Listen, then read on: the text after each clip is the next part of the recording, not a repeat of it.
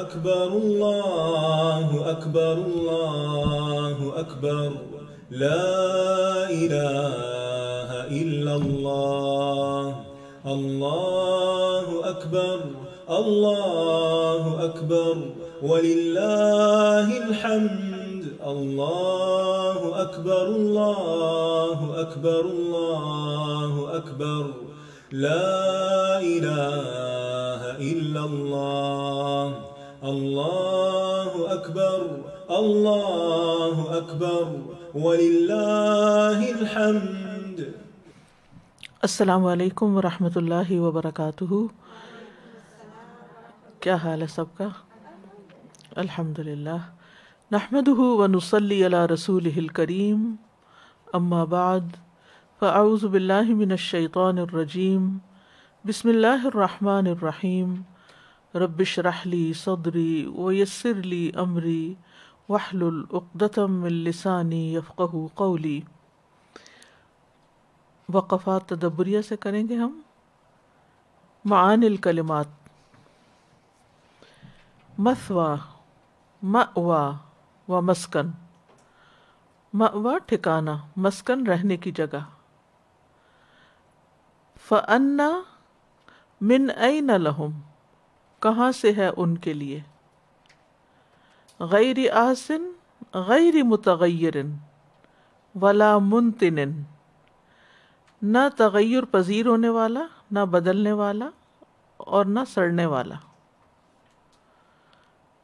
متقلبکم تصرفکم فی یقظتکم نہارا، تمہارا کام کاج کرنا دن کے وقت بیداری کی حالت میں. یقظہ. آنفاً الآن اب. جاء اشراطها ظہرت علاماتها، اس کی علامتیں ظاہر ہو گئی ہیں. ومثواکم مستقرکم فی نومکم لیلا، رات کے وقت نیند میں تمہارا ٹھکانہ مستقر. نمبر 1.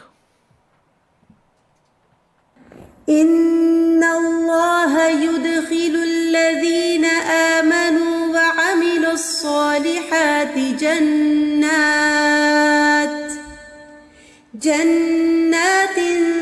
تجری من تحتها الانہار. انساہم دخولہم غصص ما کانوا فیہ فی الدنیا من نکد العیش و معانات الشدائد. انساہم، اس نے ان کو بھلوا دی، یعنی اللہ سبحانہ تعالیٰ نے بھلوا دی انہیں، یعنی مومنوں کو. دخولہم، داخل ہوتے وقت، غصص، تکلیفیں، ما کانوا فیہ، جن میں وہ تھے، فی الدنیا، دنیا میں، من نکد العیش، زندگی کی بدمزگیوں کی وجہ سے، و معانات الشدائد، اور مصیبتوں کی تکالیف کو برداشت کرتے ہوئے. کیا مطلب ہے اس کا؟ کہ اللہ انہیں جو ایمان لائے اور نیک عمل کیے ان کو ایسے باغوں میں داخل کرے گا جن کے نیچے نہریں بہہ رہی ہوں گی، اور جو ہی وہ ان میں داخل ہوں گے تو انہیں دنیا کی ساری تکلیفیں بھول جائیں گی جو زندگی کی بدمزگیوں اور مختلف طرح کی تکلیفوں کو برداشت کرتے وقت انہیں لاحق ہوئی تھی. اور یہ ایک حقیقت ہے کہ دنیا کی زندگی چاہے کتنی بھی اچھی کیوں نہ ہو، لیکن بدمزگی سے پاک نہیں، مصیبت سے پاک نہیں. آپ ہر چیز بھی ٹھیک کر کے رکھتے ہیں، ساری اپنی نیت، اپنا ارادہ، اپنا طریقہ، سب کچھ، لیکن کہیں نہ کہیں کوئی بدمزگی ہو جائے گی. کہیں نہ کوئی آپ ایسی خبر سن لیں گے، کوئی نہ کوئی ایسی چیز دیکھ لیں گے کہ جس سے آپ کا اچھے سے اچھا کھانا، اچھے سے اچھا پہننا، اچھے سے اچھا گھر، اچھی سے اچھی گاڑی، اچھے سے اچھے ہم سفر، ان کا مزہ خراب ہوگا. جنت میں یہ سب کچھ مائنس ہو جائے گا، وہاں کوئی بری خبر نہیں ملے گی. وہاں کسی سے کسی کو کوئی شکایت نہیں ہوگی. وَضَمُّوا نَعِيمَهَا إِلَى مَا كَانُوا فِيهِ فِي الدُّنْيَا مِن نَعِيمِ الْوَصْلَةِ بِاللَّهِ. وَضَمُّوا اور وہ ملا لیں گے، ضم کر لیں گے، نعیمہا اس کی نعمتوں کے ساتھ، الی ما کانوا فیہ اس کے ساتھ جو دنیا میں جو تھے وہ، فی الدنیا دنیا میں، من نعیم الوصلۃ باللہ اللہ کے ساتھ جڑے رہنے یا اللہ کے ساتھ تعلق کی نعمت کو. یعنی دنیا میں جو نعمت سب سے بڑی ان کو ملی تھی کہ ان کا اللہ تعالیٰ سے تعلق مضبوط تھا، وہ نعمت جنت میں بھی ساتھ جائے گی.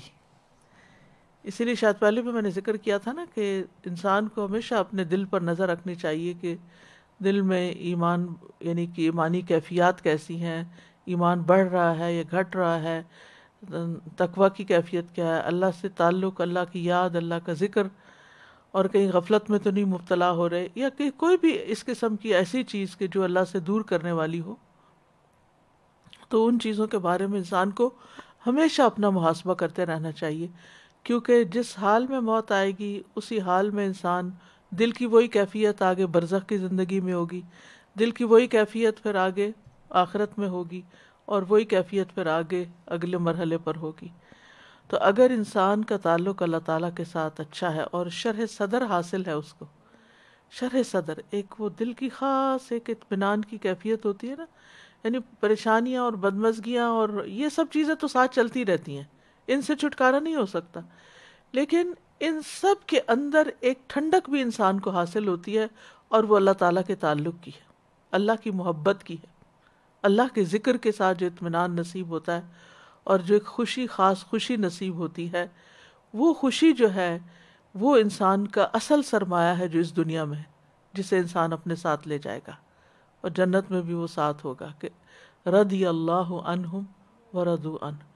بول کے کہا کرے، پکار کے کہا کرے، خاص کر رات کو سوتے وقت جب آپ اپنا پہلو رکھیں، دعائیں پڑھیں، اور بالکل آخری جب کام ہو تو کہا کریں اللہ میں آپ سے راضی ہوں، اور اپنے دل کی کیفیت کو بھی حاضر کیا کریں، اور اپنے دل کو کہا کریں کہ میں راضی ہوں اللہ، میں تیری شکر گزار ہوں.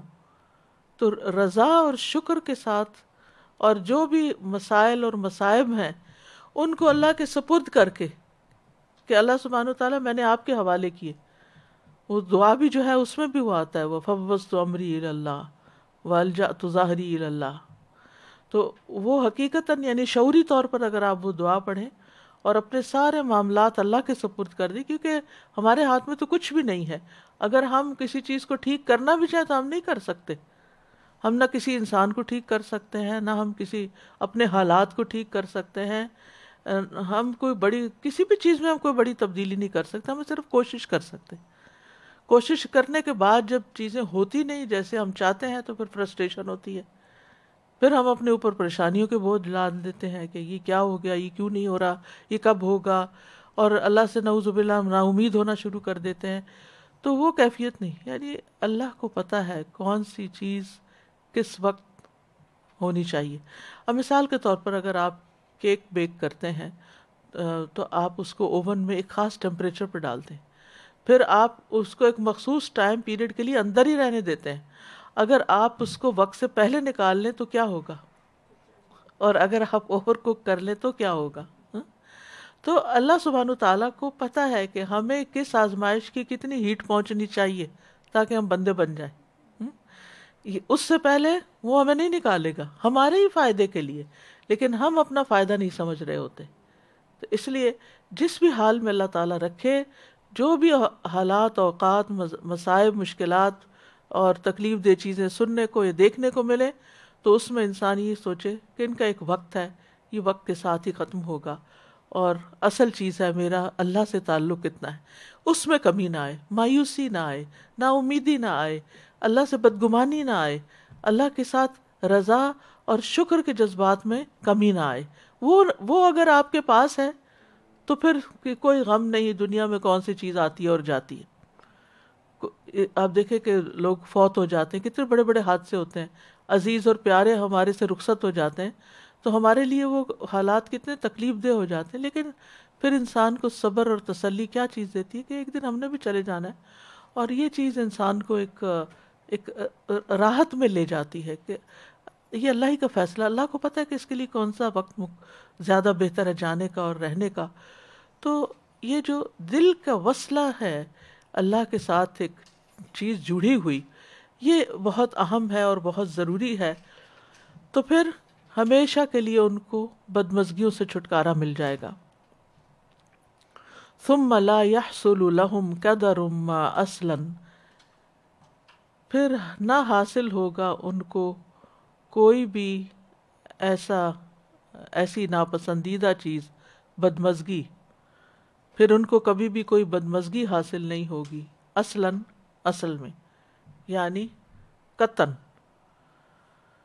وَهِيَ مَأْوَاهُمْ، اور یہ ان کا ٹھکانہ ہوگا. لا يبغون عنها حبلا، جس سے وہ نقل مکانی نہیں کرنا چاہیں گے، وہاں سے جانا ہی نہیں چاہیں گے. سورۃ الکہف میں بھی آتا نا، لا يبغون عنها حبلا. وَهَذَا فِي نَظِيرِ مَا زُوِيَ عَنْهُمْ مِنَ الدُّنْيَا، اور یہ اس کے بالمقابل ہوگا. نظیر کا مطلب مثال، بالمثل یعنی ویسا ہی. معذویہ جو لپیٹ دیا گیا تھا، انہم ان سے، من الدنیا دنیا میں سے، یعنی یہ ٹھکانہ ان کے اس ساز و سامان کے بالمقابل ہوگا جو دنیا میں ان سے لپیٹ لیا گیا تھی. جو نعمتیں وہ حاصل کرنا چاہتے تھے اور وہ حاصل نہیں کر پائے تھے، وہ آج یہاں ان کو مل جائیں گی. وَضِيقَ فِيهَا عَيْشُهُمْ، اور تنگ کر دیا گیا تھا اس میں یعنی دنیا میں، عیشہم ان کا رہن سہن، ان کی زندگی، نفاستاً منہم انہا، اس لیے کہ وہ دنیا سے بے رغبتی اختیار کرتے تھے، یعنی اور ان کی زندگی کو اس دنیا میں تنگ کر دیا گیا کیونکہ وہ دنیا سے محبت نہیں کرتے تھے، بے رغبتی رکھتے تھے، تو ان کو مزہ بھی نہیں آتا تھا. اب دیکھیے کہ کئی دفعہ ایسے نہیں ہوتا کہ آپ کسی مجلس میں بیٹھے ہوتے ہیں، لوگ ایسی چیزوں پہ خوش ہو رہے ہوتے ہیں جس میں آپ کو لگتا ہے یہ بھی کوئی خوش ہونے کی بات ہے. ایسی چیزوں پہ ہنس رہے ہوتے ہیں جس پہ لگتا ہے کہ یہ کوئی ہنسنے کی بات ہے.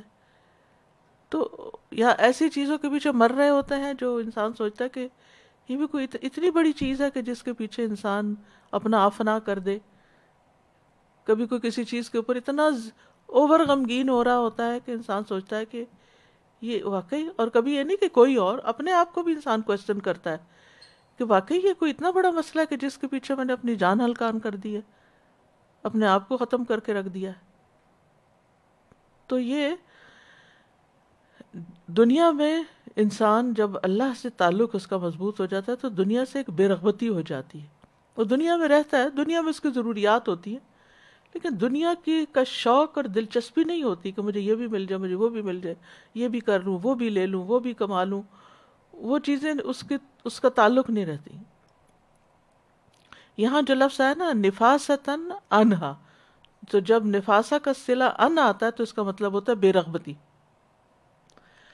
حتی فرغہم لخدمتہ والزمہم حضرتہ حبا لہم وتشریفا لمقادیرہم. سبحان اللہ.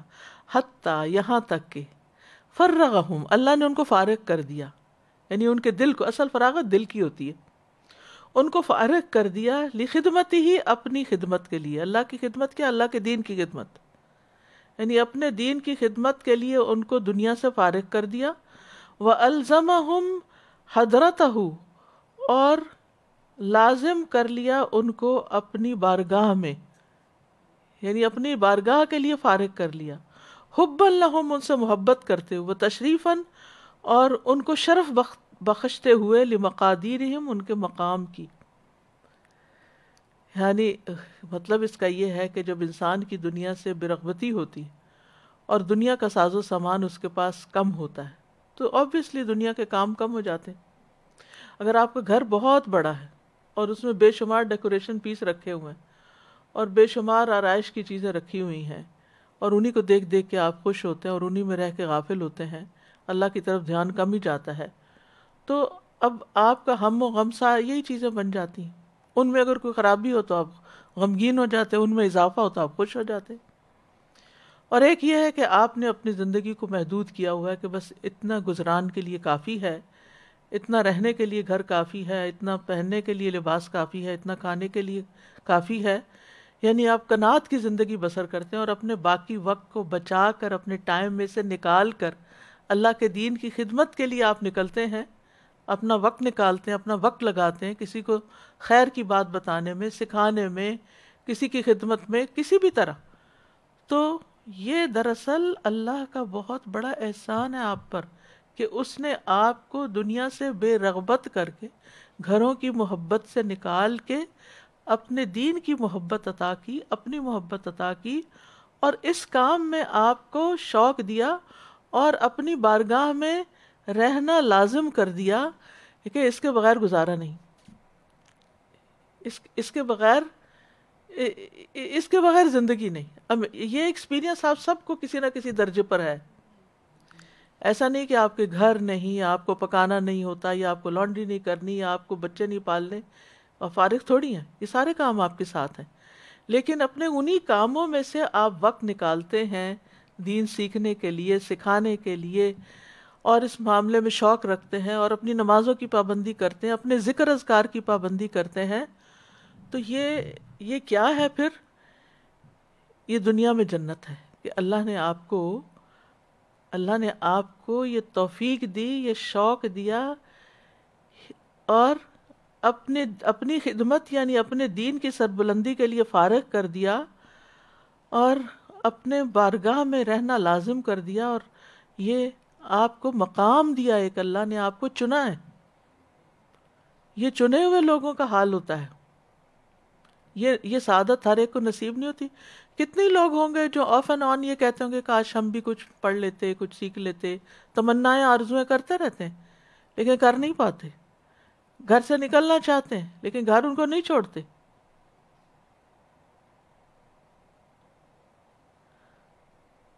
تو پھر جن کو اللہ نے یہ وقت دے دیا وہ اس پہ کتنا شکر ادا کرے، اور ادھر دھیان لگا دیا، دلچسپی میں اپنی عبادت میں آنکھوں کی ٹھنڈک رکھ دی، نماز کو آنکھوں کی ٹھنڈک بنا دیا، قرآن کا پڑھنا، حفظ کرنا، پڑھانا، سیکھنا، سکھانا، یہ ساری چیزیں آنکھوں کی ٹھنڈک بن گئیں، اور اس کے لیے وقت نکل آیا.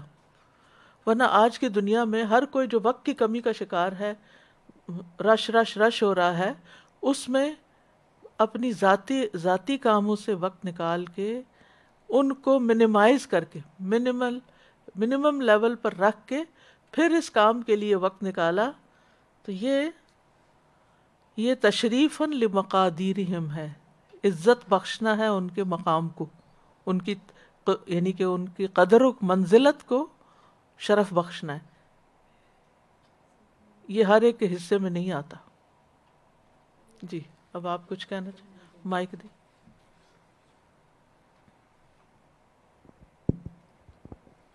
اتفاق کی بات ہے کہ کل بچہ ایک میرے پاس تھا، 2 سال کا بچہ، اور اس نے مجھے کہا کہ میں نے کچھ ٹوائے لینا ہے. ٹوائے بہت چھوٹا تھا، بہت ہی چھوٹا سا.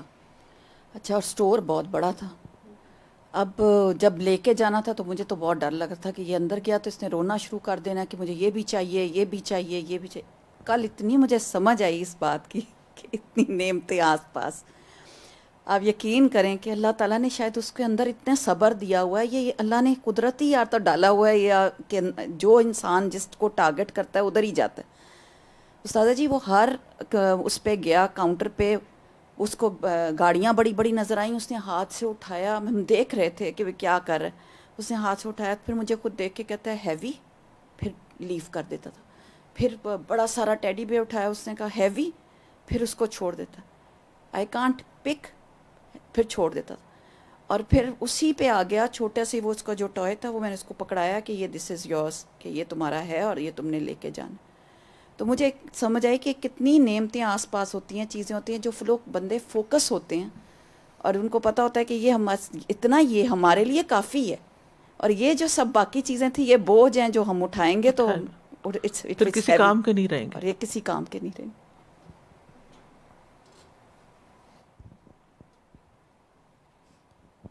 سادہ جی یہ پڑھ کے تو سب سے پہلے الحمدللہ رب العالمین دل سے نکل رہا ہے. ایک الحمدللہ مجھے ایک اسٹوڈنٹ ملی ہیں پچھلے 2-3 ہفتوں سے، تو ان کو تھوڑا سا 1-on-1 پڑھنے کا تھا، تو میں نے ان کو شروع کیا فرائیڈے کے دن پڑھانا. تو کل ان کو سورہ بقرہ جب میں بتا رہی تھی تو وہ اتنی خوش ہو رہی تھیں صرف اس کا انٹروڈکشن ہی جان کر، اور وہ کہہ رہی تھیں بار بار کہ اتنی ساری چیزیں، اتنی خوبصورت باتیں ہوئی، مجھے تو پتہ ہی نہیں تھی. تو میں ان سے یہ کہنے لگی کہ آپ کو جو خوشی ہو رہی ہے وہ ہو رہی ہے، لیکن الحمدللہ مجھے جو خوشی ہو رہی ہے کہ اللہ تعالیٰ نے مجھے اس قابل کیا کہ میں کسی کو کچھ بتا سکوں اس کے کلام میں سے، تو وہ میں آپ سے بیان نہیں کر سکتی. استاذہ جی یہ ساری باتیں سن کے ایسا لگ رہا تھا جیسے بعض دفعہ ایسا ہوتا ہے کہ آپ تو بہت اسموتھ چل رہے ہوتے ہیں اپنی روڈ پہ، لیکن کوئی کبھی پیچھے سے آ کے آپ کو مار دیتا ہے، کبھی آگے سے بریک لگا دیتا ہے اور آپ کا ایکسیڈنٹ ہوتا ہے. اور دوسری چیز کہ مطلب آپ بہت مگن ہوتے ہیں اپنی چیز میں، لیکن کبھی نہ کبھی ایسے بندے کا فون آ جاتا ہے کہ آپ ہل جاتے ہیں، پھر آپ کہتے ہیں یہ کیا ہو گیا، کیا میں سب کچھ چھوڑ دوں، کیا میں غلط کر رہی ہوں. اینڈ دین پھر سر کو جھٹکتے ہیں، نہیں یہ شیطانی وسوسے ہیں، اس صرف ایک کال کی وجہ سے آپ کیوں یہ سب کریں. پھر آپ دوبارہ جڑتے ہیں، پھر آپ اس میں مست ہوتے ہیں. سبحان اللہ. تو یہ بار بار کی جو ایکسیڈنٹ ہوتے ہیں نا یہ تو لازمی ہونے ہی ہیں، لیکن ہم نے اپنے آپ کو جوڑ کے رکھنا ہے انشاءاللہ. اور یہ جو بات ہوئی کہ وَضِیقَ فِیہا عیشم، جو ہماری یہ جو مصروفیت ہے نا، ہم ایک تو بے رغبت، الحمدللہ ایک طرح سے بہت اچھی چیز ہے جو ہم بے رغبت ہیں، لیکن ہم جب مصروف ہوتے ہیں نا تو بعض دفعہ لوگ ایسے بھی کہتے ہیں کہ آپ کے پاس ماشاءاللہ بہت وقت ہے. تو میں سوچتی ہوں ہاں واقعی آپ کے پاس 24 گھنٹے، میرے پاس 25 گھنٹے، لیکن سبحان اللہ، اللہ سبحانہ تعالیٰ ایسی برکت دیتے ہیں اس وقت میں کہ وہی بات آپ کی کہ کام تو سب ہمارے ساتھ لگے ہوئے ہیں، بلکہ جب بچے بڑے ہو جاتے ہیں تو اور ڈبل ذمہ داریاں ہو جاتی ہیں اور چھوٹے بچوں کے ساتھ، لیکن الحمدللہ آپ کو اور ان کو بھی پڑھانے کا موقع مل جاتا ہے، آپ کے اور کام بھی ہو جاتے ہیں، بلکہ وہی ننھے ننھے ہاتھ آپ کی مدد کرنے کے لیے آ جاتے ہیں. الحمدللہ. سازا میں تو بس یہ سوچ رہی تھی سبحان اللہ کہ زور سے بولیے. جی میں بس یہ سوچ رہی تھی کہ ہم ایک کام کر رہے ہوتے ہیں اور سبحان اللہ سوچتے بھی نہیں ہیں نا، جیسے سسٹر آمنہ کہہ رہی ہیں، لیکن اس طرح کی جو اب کتنا دل کو حوصلہ ہو جاتا ہے اور کتنا ایک موٹیویشن مل جاتی ہے سبحان اللہ، بیکاز آپ کر رہے ہوتے ہیں لیکن somehow پتہ نہیں وہ جو آپ کہہ رہے ہیں نا وہ جو بے چینی میں ہم بس پڑھے ہوئے ہیں، پتہ نہیں کیا ہے وہ، ایک شیورٹی نہیں ہوتی ہے. ٹھیک ہے وہ بھی اللہ تعالیٰ کا امتحان ہے کیونکہ اللہ سبحانہ تعالیٰ نوز بیسٹ کہ ہمارے لیے کیا بہتر ہے، لیکن وہ ساری بات اتنے بیوٹیفل انداز میں سارا پیراگراف ہے. It's just such a motivation. الحمدللہ رب العالمین. واقعی جو مونا گئی تھی بس اللہ تعالیٰ کا شکر ہی دل سے نکل رہا تھا. اللہ تعالیٰ ہمیں آخری دم تک اس پہ قائم رکھے. استاذہ جی یہ جو بات ہے نا حتی فراغہم لخدمتہ، استاذہ جی یہ مجھے اپنی زندگی کی کہانی لگتی ہے، کیونکہ جب ہم لوگ اپنا کورس کر رہے تھے تو آپ نے کہا کہ جو بچے بچیوں کی ذمہ داری کے ساتھ ہیں، یہ کہہ کے اللہ تعالیٰ سے دعا کیا کریں گے مجھے ان ذمہ داریوں سے فارغ کر تاکہ میں تیری خدمت کے لیے ہوں. تو الحمدللہ اللہ سبحانہ تعالیٰ نے سن لی اور اللہ تعالیٰ نے اپنی خدمت کے لیے فارغ کیا. لیکن جو آگے والی چیزیں استاذہ جی وہ تو بس بہت ہی زیادہ رلانے والی ہے کہ اللہ تعالیٰ کی طرف سے کتنا کچھ ہے، پھر اس کی محبت اور اس کی تشریف.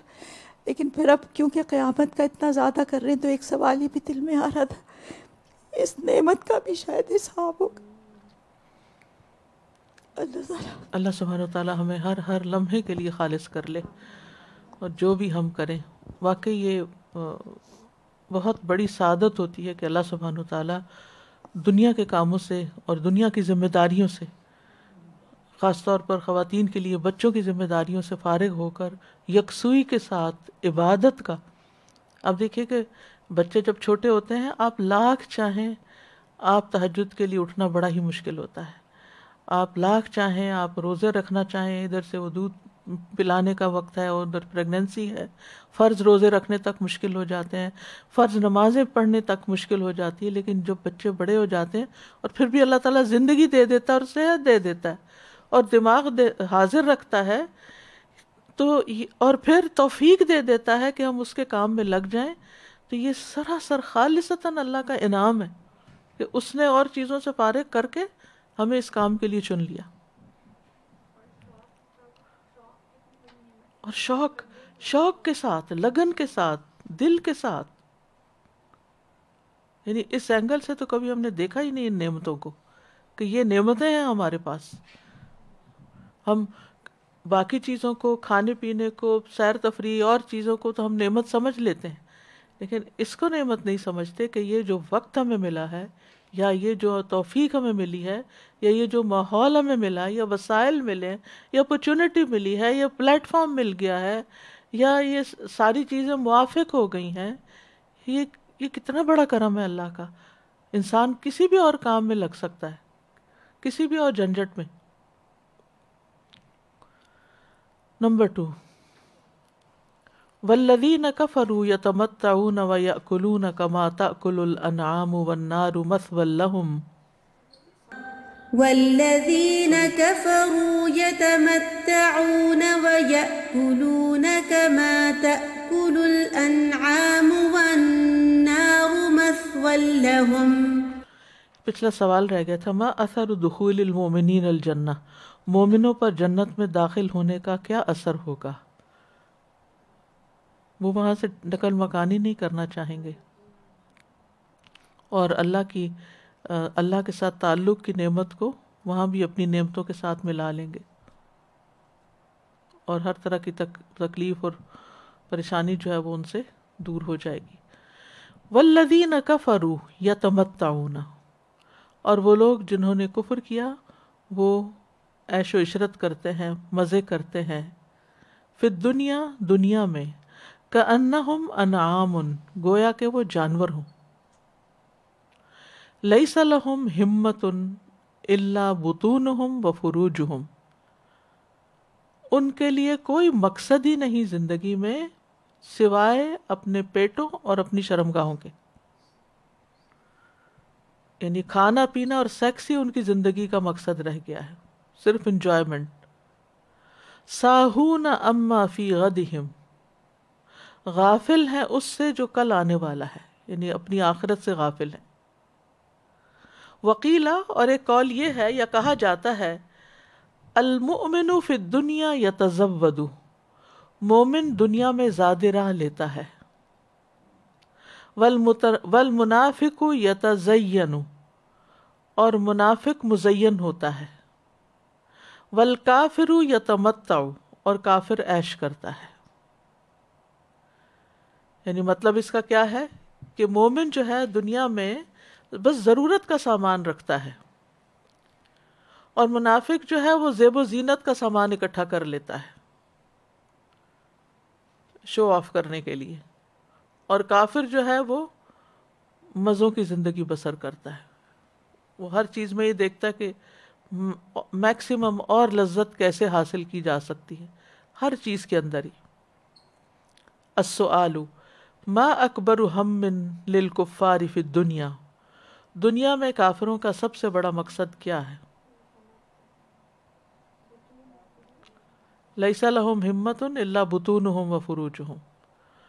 وما الفرق بین ہمت کل من المؤمن والکافر والمنافق، اور مومن اور کافر اور منافق کے مقاصد میں کیا فرق ہے؟ مومن زیادہ راہ لیتا ہے، منافق مزین ہوتا ہے، اور کافر عیش کرتا ہے. اس آئینے میں بھی ہمیں اپنے آپ کو دیکھنے کی ضرورت ہے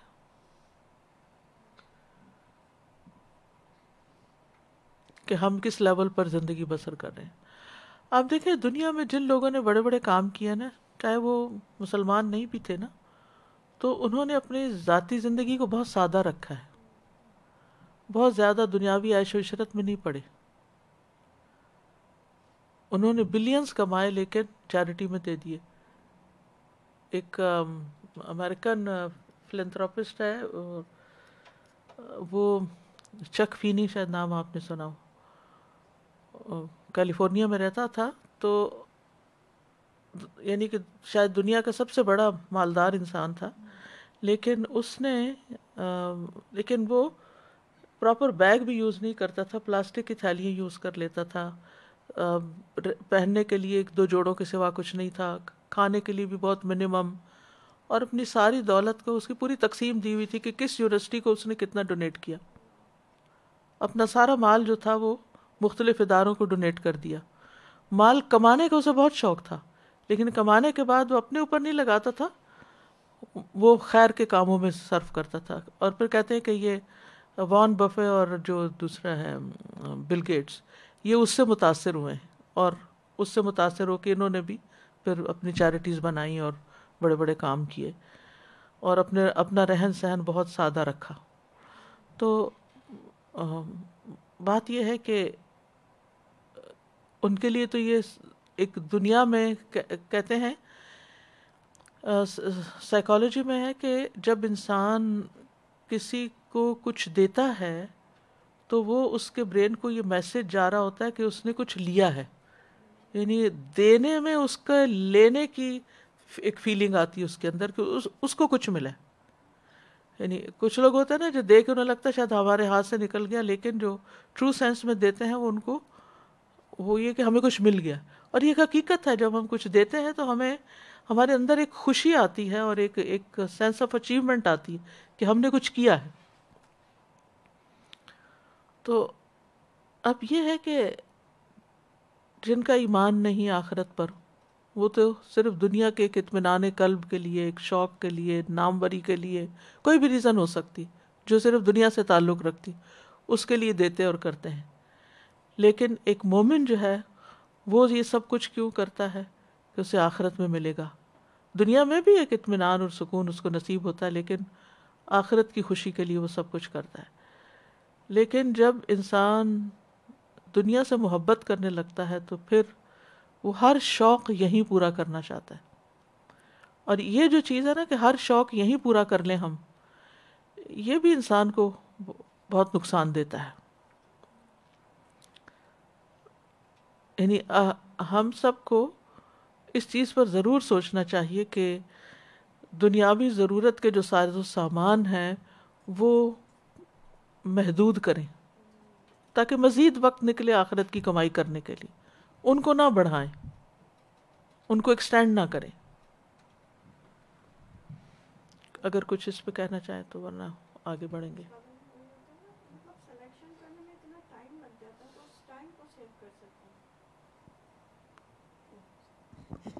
جی استاذہ جی، ہم فار ایگزامپل اگر ہم کپڑوں کا ہی دیکھیں تو زیادہ ہوتے ہیں تو ان کی سلیکشن میں اب ہمیں یہی ہوتا ہے کہ یہ پہنے یا یہ پہنے یا یہ پہنے.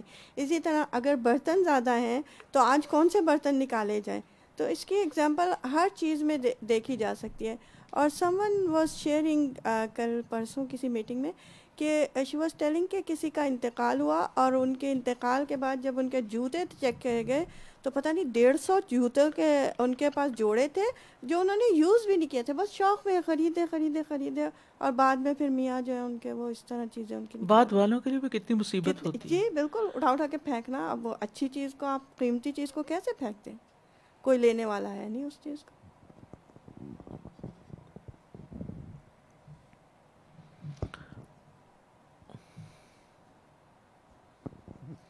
یہ بھی ایک قسم کی ایڈکشن ہوتی ہے. جیسے ورکہولکس ہوتے ہیں، انہیں کام کرنے کا بہت شوق ہوتا ہے. اسی طریقے سے شاپہولکس ہوتے ہیں، وہ اگر نہ خریدیں تو بڑے ہی اداس ہو جاتے ہیں، اگر وہ جائیں گے تو ضرور خرید کے لائیں گے. تو اسی طریقے سے یہ ایڈکشن جو ہے وہ دنیا کی محبت سے ہی پیدا ہوتی ہے، کسی بھی قسم کی ایڈکشن. لیکن جس انسان کو ایمان کی لذت مل جاتی ہے نا، اور اس بات کی جب ایڈکشن اسے لگ جاتی ہے تو پھر وہ وہی تلاش کرتا ہے. اسے سکون ملتا ہے دینے میں، لینے میں نہیں. جب وہ دیتا ہے تو اسے ایک لذت ملتی ہے جو کہ اس کا ایک قرار اور ایک قلب سلیم جب پیدا ہوتی ہے اس کے اندر، وہ کہتا ہے بس مجھے چاہیے نہیں، مجھے صرف دینا ہے. تو یہ ایک کائنڈ کہتے ہیں 2 عالم سے کرتی ہے بیگانہ دل کو، عجب چیز ہے لذت آشنائی. نمبر 3، والذين كفروا يتمتعون ويأكلون كما تأكل الأنعام والنار مثوى لهم. والذین جحدوا توحید اللہ، جن لوگوں نے اللہ کی توحید کا انکار کیا، وکذبوا رسولہ صلی اللہ علیہ وسلم، اور اس کے رسول صلی اللہ علیہ وسلم کو جھٹلایا. یتمتعون فی ہذہ الدنیا، وہ اس دنیا میں مزے کرتے ہیں، بحطامہا، اس کے ساز و سامان کے ساتھ، وریاشہا اور اس کی خوشحالی کے ساتھ، وزینتہا الفانیہ وزینتہا الفانیہ اور اس کی فانی زینت کے ساتھ، فمثلہم فی اکلہم ما یأکلون فیہا من غیر علم منہم بذالک وغیر معرفت، فمثلہم تو ان کی مثال ما یأکلون فیہا جو وہ اس میں کھاتے ہیں، یعنی اس دنیا میں، من غیر علم منہم بغیر ان کی طرف سے علم کے، وغیر معرفت اور بغیر معرفت کے کہ یہ کھانا کہاں سے آیا ہے اور کیوں کھانا ہے اور کیسے شکر ادا کرنا ہے۔ مثل الانعام ان کی مثال مویشی جانوروں کی طرح ہے، من البہائم بہائم میں سے، جانوروں میں سے، المسخرتی جو مسخر کیے گئے، تابع کیے گئے، التی لا ہمت لہا الا فی الاعتلاف دون غیرہ کہ جن کی زندگی کا مقصد چرنے چگنے کے سوا کچھ نہیں، یعنی بغیر علم کے، بغیر معرفت کے جو کھانا پینا بھی ہے، یہ کہاں سے آئے کہ یعنی بسم اللہ پڑھ کے کھائیں، اللہ کا شکر ادا کر کے کھائیں۔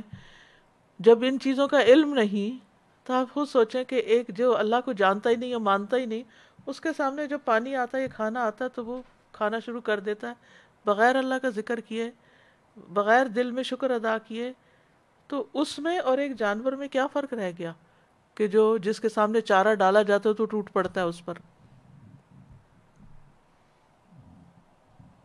السؤال ما وجہ الشبہ بین الکفار والبہائم فی ہذہ الدنیا، اس دنیا کی زندگی میں کافروں اور جانوروں کو مشابہت دینے کی کیا وجہ ہے کہ دونوں ہی اللہ کے سے لا علم ہو کے اور معرفت کے بغیر کھاتے ہیں۔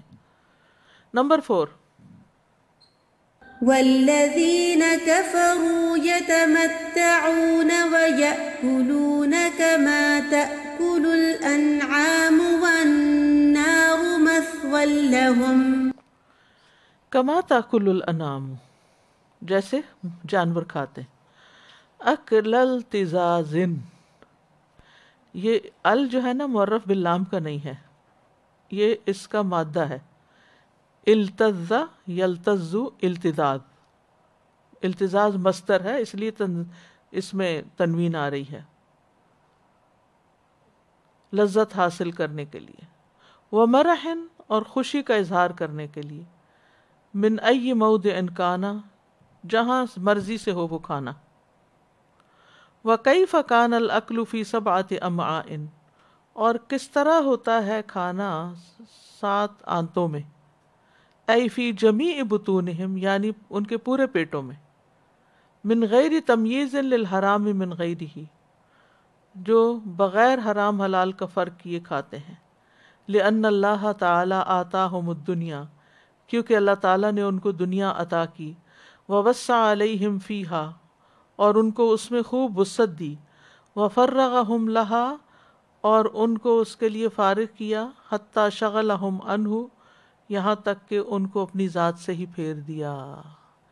اوپر ایمان والوں کی کیفیت، یہ بقائی کی تفسیر تھی اوپر بھی اور یہ بھی، کہ ان کو اپنے کام کے لیے چن لیا اور ان کو کھانے پینے کے لیے چھوڑ دیا اور اپنی ذات سے غافل کر دیا۔ یعنی جب انسان زیادہ کھانے پینے اور دنیا کے پیچھے جاتا ہے تو پھر اللہ کی یاد سے غافل ہوتا جاتا ہے، اور اللہ تعالیٰ کی یاد عبادت میں اور ان چیزوں میں اس کو مزہ نہیں آتا، کیونکہ اس کا مزہ جو ہے وہ حسی ہے، وہ ٹینجیبل چیزوں سے مزہ لیتا ہے، جبکہ مومن جو ہے اس کا مزہ جو ہے وہ معنوی ہے، روحانی ہے، اس کو اللہ کی یاد میں مزہ آتا ہے، اللہ کی عبادت میں، اللہ کے دین کی خدمت میں، لہٰذا ان دونوں میں ایک بہت بڑا فرق واقع ہو جاتا ہے۔ السؤال ما دلالت اعطاء الانسان نعیم الدنیا وحرمانہ العبادہ، ما دلالت کیا چیز دلالت کرتی ہے، اعطاء الانسانی دیا جانا انسان کو، نعیم الدنیا دنیا کی نعمتوں کا، وحرمانہ ہی اور اس کو محروم کر دیا جانا، العبادت عبادت سے، یعنی یہ بات کس چیز پر دلالت کرتی ہے کہ انسان کو دنیا کی نعمتیں تو دی جائیں اور اس کو عبادت سے محروم کر دیا جائے. کس چیز پر دلالت کرتی؟ کہ ان کی زندگی جانوروں جیسی زندگی ہے، کیونکہ جانوروں کی زندگی میں بس یہی 2 لذتیں ہیں نا. جی مائک دیجیے.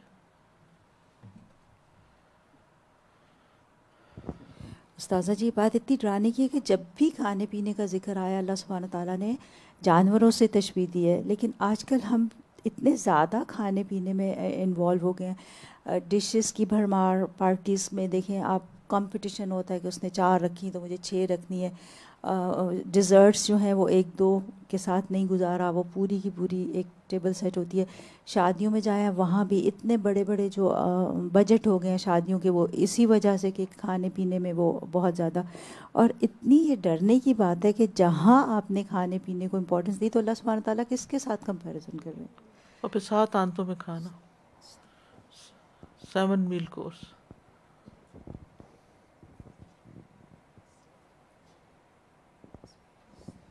السلام علیکم.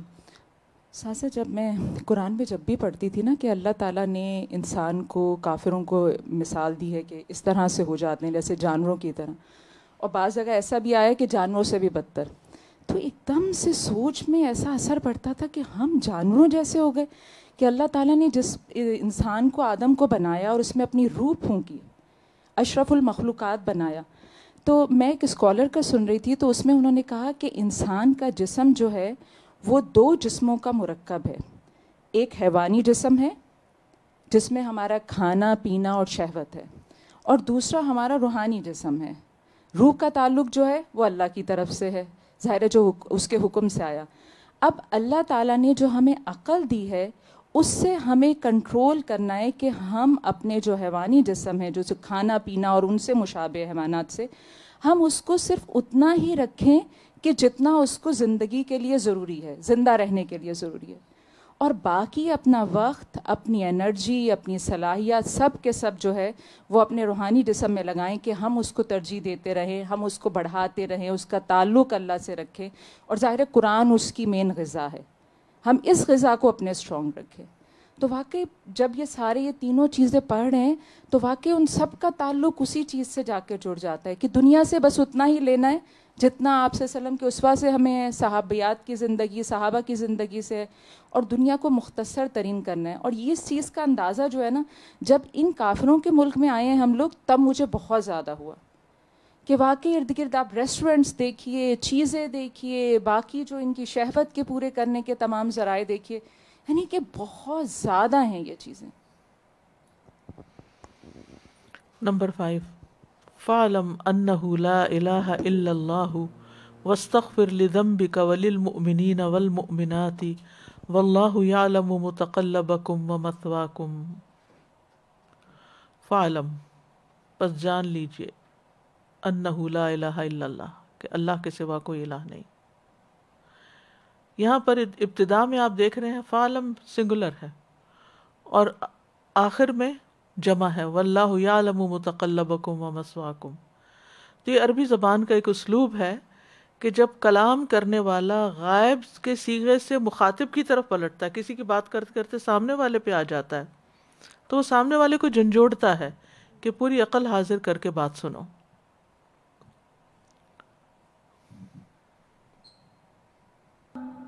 فاعلم أنه لا إله إلا الله واستغفر لذنبك وللمؤمنين والمؤمنات والله يعلم متقلبكم ومثواكم. عن ابی موسیٰ قال قال رسول اللہ صلی اللہ علیہ وسلم ما اصبحت غداة قط الا استغفرت اللہ فیہا 100 مرہ. ابو موسیٰ رضی اللہ عنہ سے روایت ہے، وہ کہتے ہیں کہ رسول اللہ صلی اللہ علیہ وسلم نے فرمایا جب بھی میں صبح کرتا ہوں، ما اصبحت غداة قط، الا مگر یہ کہ استغفرت اللہ، میں استغفار کرتا ہوں اللہ سے، فیہا اس میں 100 مرہ 100 بار. ان ابن عمر رضی اللہ تعالی عنہما ابن عمر رضی اللہ عنہما سے روایت ہے قالا کہتے ہیں انا کنا لنعد لرسول اللہ صلی اللہ علیہ وسلم فی المجلس کہ بلا شبہ ہم شمار کرتے تھے کہ رسول اللہ صلی اللہ علیہ وسلم کو ایک مجلس میں یقولو کہتے ہوئے رب اغفر لی وتب علی انک انت التواب الرحیم، اے میرے رب مجھے بخش دے، میری توبہ قبول فرما، بے شک تو بہت زیادہ توبہ قبول کرنے والا اور بہت رحم کرنے والا ہے. 100 مرۃ 100 بار 100 بار. السؤال اذکر مثالا علی تدبر النبی صلی اللہ علیہ وسلم للقرآن وعملہ بہ، کوئی مثال بیان کریں جو اس بات پہ دلالت کرتی ہو کہ نبی صلی اللہ علیہ وسلم قرآن میں تدبر کرتے تھے اور عمل بھی کرتے تھے. تو یہ مثال ہے کہ آپ سے خطاب ہے نا واستغفر لذنبک، نبی صلی اللہ علیہ وسلم سے، اور پھر آپ نے اس کو اختیار بھی کیا، اور کوئی صبح نہیں کی مگر یہ کہ 100 دفعہ آپ نے اس میں استغفار نہ کیا ہو، اور پھر مجالس میں بھی کرتے تھے. اس کا مطلب یہ کہ دن میں 100 بار سے بھی زیادہ ہو جاتا. ہماری کیا روٹین ہے؟ کیا ہم نے بھی اپنی صبح میں استغفار شامل کی ہوئی ہے یا نہیں؟ اگر نہیں تو اسے کر لیں. اور یہ استغفار بھی کیا جا سکتا ہے رب اغفر لی وتب علی انک انت التواب الرحیم، ایک اور صیغہ ہے انت التواب الغفور، اور اسی طرح استغفر اللہ واتوب الیہ بھی پڑھا جا سکتا ہے. اور پھر آپ دیکھیے کہ وللمؤمنین والمؤمنات، اپنے علاوہ باقی سب کے لیے بھی، کیونکہ نبی صلی اللہ علیہ وسلم پر ایک طرح سے امت کی ذمہ داری بھی تھی. نمبر 6 پہ بھی یہی آیت ہے. ان سفیان ابن عیینۃ انہ سئل عن فضل العلم، سفیان بن عیینہ سے مروی ہے کہ ان سے علم کی فضیلت کے بارے میں پوچھا گیا. فقال، تو انہوں نے کہا الم تسمع قولہ حین بدأ بہ فاعلم انہ لا الہ الا اللہ واستغفر لذنبک، کیا تم نے اللہ کا یہ فرمان نہیں سنا جس کا آغاز ہی اس نے علم کے ساتھ کیا؟ فاعلم انہ لا الہ الا اللہ واستغفر لذنبک. اللہ نے اور پھر فَأَمَرَ بِالْعَمَلِ بَعْدَ الْعِلْمِ، تو اس نے حکم دیا عمل کرنے کا علم کے فوراً بعد. وقال، اور اللہ تعالیٰ کا فرمان ہے اعلموا انما الحیات الدنیا لعب، جان لو کہ دنیا کی زندگی کھیل ہے. الی قولہ سابقوا الی مغفرۃ من ربکم، اور جلدی کرو اپنے رب کی بخشش کی طرف، سورۃ الحدید. وقال وَاعْلَمُوا أَنَّمَا أَمْوَالُكُمْ وَأَوْلَادُكُمْ فِتْنَةٌ، اور جان لو کہ تمہارے مال اور تمہاری اولاد ایک فتنہ ہے. ثم قال بعد فاحذروہم، پھر اس کے بعد فرمایا بس ڈرو ان سے، یعنی بچو ان سے، اور مال اور اولاد سے محتاط رہو. وقال تعالی وَاعْلَمُوا أَنَّمَا غَنِمْتُم مِّن شَيْءٍ، اور جان لو کہ جو بھی تم مال غنیمت حاصل کرو کچھ بھی. ثم امر بالعمل بعد، پھر اس کے بعد عمل کا حکم دیا. تو ہمیں قرآن کی ساری ایسی آیتیں جس میں علم حاصل کر جن جن چیزوں کا علم حاصل کرنے کا حکم دیا گیا ان کو اکٹھا کرنا چاہیے کہ یہ حقائق تو اچھی طرح معلوم ہی کرنے چاہیے. بین کیف دلت الآیت علی فضل العمل بعد العلم، واضح کریں کہ کس طرح یہ آیت اس بات پہ دلالت کرتی ہے کہ عمل کی فضیلت علم کے بعد ہے. عمل بعد میں آتا ہے، علم پہلے آتا ہے. علم ہوگا تو عمل آئے گا.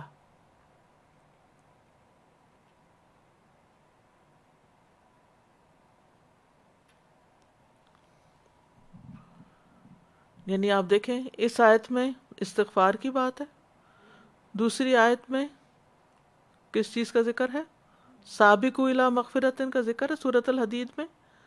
انفال کی آیت میں فاحذروہم ہے عمل کی بات، اور وَاعْلَمُوا أَنَّمَا غَنِمْتُم مِّن شَيْءٍ فَأَنَّ لِلَّهِ خُمُسَهُ و آگے اس کی تقسیم ہے.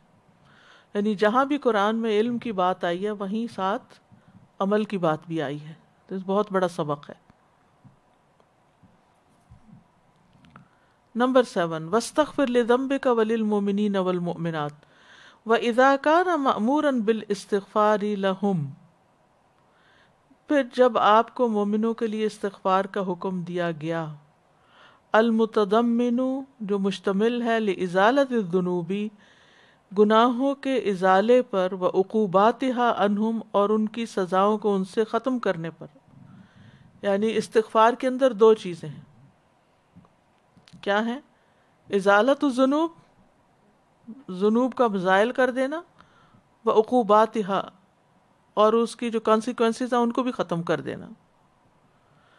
فإن من لوازم ذلك النصح لهم، تو اس کے لوازم میں سے ہے ان کے لیے خیر خواہی کرنا، وأن يحب لهم من الخير ما يحب لنفسه، اور یہ کہ ان کے لیے وہی چیز پسند کریں جو اپنے لیے پسند کرتے ہیں، ويكره لهم من الشر ما يكره لنفسه، ان کے لیے اسی برائی کو ناپسند کریں جو اپنے لیے ناپسند کرتے ہیں، وَيَأْمُرُهُمْ بِمَا فِيهِ الْخَيْرِ لَهُمْ، اور انہیں ان کاموں کا حکم دے جن میں ان کے لیے بھلائی ہے، وَيَنْهَاهُمْ أَمَّا فِيهِ مِنْ ضَرَرِهِمْ أَمَّا فِيهِ ضَرَرُهُمْ، اور ان کاموں سے روکے جن سے ان کو ضرر پہنچتا ہے، وَيَعْفُو عَنْ مَسَاوِيهِمْ وَمُعَایِبِهِمْ، اور ان کی کوتاہیوں اور عیبوں کو معاف کر دیں، وَيَحْرِصُ عَلَى اجْتِمَاعِهِمْ اجتماعًا تَتَأَلَّفُ بِهِ قُلُوبُهُمْ، اور حرص رکھیں ان کے اکٹھا رہنے کی جس سے ان کے دل اکٹھے رہیں، یعنی ان کے ساتھ اس طرح اکٹھا رہنے کی خواہش رکھیں کہ جس سے ان کے دل اکٹھے رہیں، وَيَزُولُ مَا بَيْنَهُمْ مِنَ الْأَحْقَادِ، اور زائل ہو جائیں جو بھی ان کے درمیان کینہ وغیرہ ہے، المفدیتی جو سبب بنتا ہے، للمعاداتی عداوت کا، والشقاق اور مخالفت کا، الذی بہ تکثر ذنوبہم ومعاصیہم جس سے ان کے گناہ اور نافرمانیاں اور زیادہ ہو جاتے ہیں۔ کتنا ڈیپ معنی انہوں نے نکالا ہے استغفار کا، کہ آپ جب دوسرے کے لیے استغفار کرتے ہیں تو اس میں تبھی کر سکتے ہیں نا جب ان کی خیر خواہی ہو، اور آپ ان کے لیے بھی وہی پسند کرتے ہیں جو اپنے لیے، اور وہی ناپسند کرتے ہیں جو اپنے لیے، اور پھر امر بالمعروف بھی کرتے ہیں، نہی عن المنکر بھی، ان کی کوتاہیوں کو معاف کر دیتے ہیں، ان کے ساتھ پھر مل جل کے رہنے کی تمنا کرتے ہیں، اور بغض اور عداوت پر ختم ہو جاتی ہے۔ تو یہ کہنے کو ایک چھوٹا سا حکم ہے لیکن اس کے اتنے زیادہ فوائد ہیں۔ آپ جب تک آپ کا دل صاف نہ ہو کسی کے لیے، آپ اس کے لیے استغفار نہیں کر سکتے۔ دیکھیے جب آپ خود ہی نہیں کسی کو معاف کرتے تو اس کے لیے اللہ سے معافی کہاں سے مانگیں گے؟ تو جو کسی کے لیے استغفار کرتا ہے، اس کی بخشش کی دعا کرتا ہے، تو وہ دراصل کیا کرتا ہے؟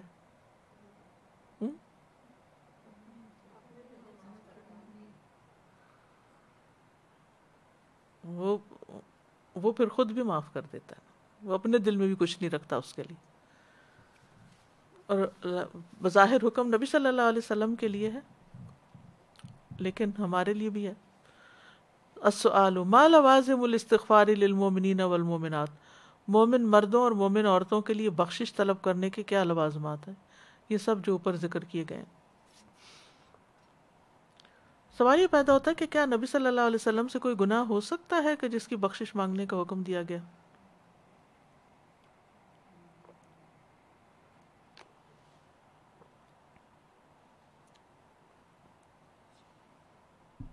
تو اہل علم کا اس میں اختلاف ہے۔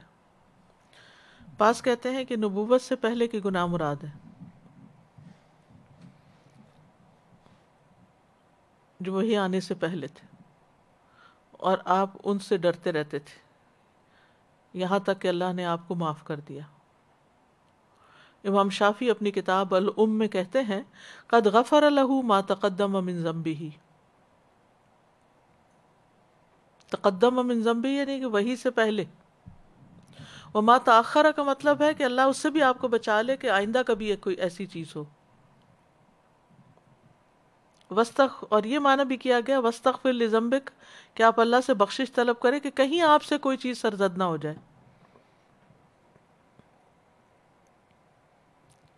پھر ایک معنی یہ لیا گیا ہے کہ یہاں آپ کے قصور یا اس سے مراد یہ ہے کہ رب کا شکر ادا کرنے میں کوئی کمی بیشی ہو جائے، یعنی آپ اس کو بھی اپنے حق میں قصور سمجھتے تھے کہ میں نے شکر کا حق ادا نہیں کیا، یعنی کمی ہوئی۔ انبیاء سے کبھی بھی کوئی ایسی غلطی سرزد نہیں ہوتی جو ان کے مرتبے کو ابدار کرتی ہو، اور بعض انبیاء کی تقصیرات ان کے درجات کی بلندی کا باعث بنی کیونکہ انہوں نے اللہ کی طرف رجوع کر لیا۔ وَعَصَىٰ آدَمَ رَبَّهُ فَغَوَىٰ ثُمَّ اجْتَبَاهُ رَبُّهُ فَتَابَ عَلَيْهِ وَهَدَىٰ، سورۃ طٰہٰ میں آتا ہے آدم نے اپنے رب کی نافرمانی کی تو وہ بھٹک گیا، پھر اس کے رب نے اسے چن لیا، بس اس پر توجہ فرمائی اور ہدایت دی۔ العمل بالآیات۔ نمبر 1، سم اللہ عند الاکل، کھانا کھاتے وقت بسم اللہ پڑھیں۔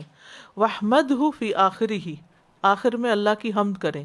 ولا تأکل کما تأکل الانعام بدون التسمیۃ، کھانا ایسے نہ کھائیں جیسے جانور کھاتے ہیں بغیر بسم اللہ پڑھے۔ استغفر اللہ۔ والذین کفروا یتمتعون ویأکلون کما تأکل الانعام والنار مثوی لہم۔ نمبر 2، اقرا کتابا فی صفت وضوء النبی وصلاتہ حتی تعبد اللہ علی بینۃ، آپ کوئی ایسی کتاب پڑھیں جس میں نبی صلی اللہ علیہ وسلم کے وضو اور آپ کی نماز کی کیفیت کا ذکر کیا گیا ہو، یہاں تک کہ آپ واضح دلائل کے ساتھ اللہ کی عبادت کر سکیں۔ علی بینہ، افمن کان علی بینۃ من ربہ کمن زین لہ سوء عملہ واتبعوا اہواءہم۔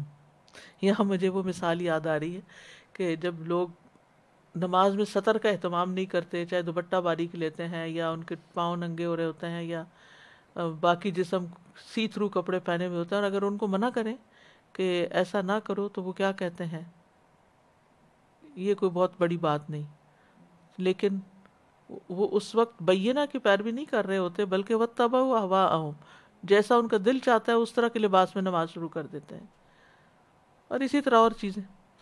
نمبر 3، استغفر اللہ من ذنوبک، اپنے گناہوں کی اللہ سے معافی مانگیں۔ ثم صلی اللہ ان یغفر للمؤمنین والمؤمنات ذنوبہم، پھر اللہ سے سوال کریں کہ مومن مردوں اور عورتوں کے گناہ معاف کر دیں۔ واستغفر لذنبک وللمؤمنین والمؤمنات، اس کے لیے بڑی اچھی دعا ہے، اللہم اغفر لی للمؤمنین والمؤمنات والمسلمین والمسلمات من الاحیاء والاموات، مردہ اور زندہ سب مومن مسلم مردوں عورتوں کے لیے دعا ہے۔ التوجیحات۔ نمبر 1، انظر واعتبر فی اہلاک اللہ تعالی للقرى الظالمہ، انظر دیکھو، واعتبر اور عبرت حاصل کرو، فی اہلاک اللہ تعالی اللہ تعالیٰ کے ہلاک کرنے کو، للقرى الظالمہ ظالم بستیوں کے، یعنی ظالم بستیوں کو دیکھو جن کو اللہ نے ہلاک کر دیا اور ان سے عبرت حاصل کرو۔ وَكَأَيٍّ مِّن قَرْيَةٍ هِيَ أَشَدُّ قُوَّةً مِّن قَرْيَتِكَ الَّتِي أَخْرَجَتْكَ أَهْلَكْنَاهُمْ فَلَا نَاصِرَ لَهُمْ، تو اس میں آپ قوم عاد کو یاد کر لیجئے جن کو احقاف میں تباہ کر دیا گیا تھا۔ نمبر 2، استعد لیوم القیامت بالعمل الصالح، نیک عمل کے ذریعے قیامت کے دن کی تیاری کریں۔ فَهَلْ يَنظُرُونَ إِلَّا السَّاعَةَ أَن تَأْتِيَهُمْ بَغْتَةً فَقَدْ جَاءَ أَشْرَاطُهَا فَأَنَّىٰ لَهُمْ إِذَا جَاءَتْهُمْ ذِكْرَاهُمْ۔ نمبر 3، اہمیت العلم فهو الذي يجعلك تعمل على بصیرۃ وہدى، علم کی اہمیت کا بیان، بس یہی وہ چیز ہے جو آپ کو بصیرت اور ہدایت پر عمل کرنے والا بنا دیتی۔ الذي يجعلك تعمل على بصیرۃ وہدى، علم ہوگا تو دلائل کے ساتھ آپ عمل کر سکتے ہیں۔ فَاعْلَمْ أَنَّهُ لَا إِلَٰهَ إِلَّا اللَّهُ وَاسْتَغْفِرْ لِذَنبِكَ وَلِلْمُؤْمِنِينَ وَالْمُؤْمِنَاتِ، جان لو کہ اللہ کے سوا کوئی الہ نہیں، یعنی توحید سے لے کر ریچولز اور باقی تمام چیزوں میں علم حاصل کرنا بہت ضروری ہے تاکہ انسان جو عمل کرے وہ شرح صدر کے ساتھ کر سکے۔ وآخر دعوانا ان الحمد للہ رب العالمین۔ اب ہم انشاءاللہ نیکسٹ لیسن شروع کریں گے۔ کچھ کہنا چاہیں یہاں تک اگر تو؟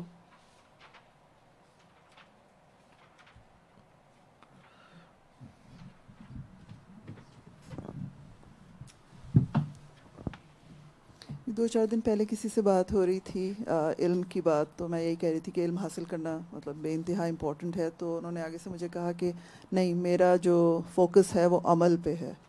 تو میں نے یہی کہا کہ جب علم نہیں ہوگا تو پھر عمل آپ کیسے کریں گے، آپ کو پتہ کیسے چلے گا. دوسری چیز، یہ جو کھانے پینے کی بات ہو رہی تھی، ہماری ابھی میٹنگ ہو رہی تھی، تو اس میں ایسی انہوں نے ایک صرف کوئز سا رکھا ہوا تھا. تو اس میں مختلف سوال تھے. اس میں ایک سوال یہ تھا کہ کووڈ کے پیریڈ میں آپ کو سب سے زیادہ بادر کیا چیز کر رہی ہے؟ تو انہوں نے کہا باہر ریسٹورینٹ میں کھانا کھانا، اور وہ سب سے زیادہ اس کے ووٹس تھے. باقی چیزیں کم تھیں، لیکن سب سے زیادہ یہ تھا کہ ہم باہر کھانا کھانا بہت مس کر رہے ہیں.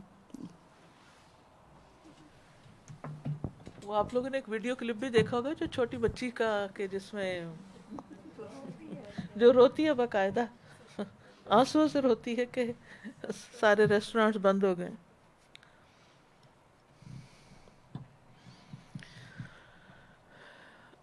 جی، اعوذ باللہ من الشیطان الرجیم، بسم اللہ الرحمن الرحیم. آیت نمبر 20 سے لفظی ترجمہ.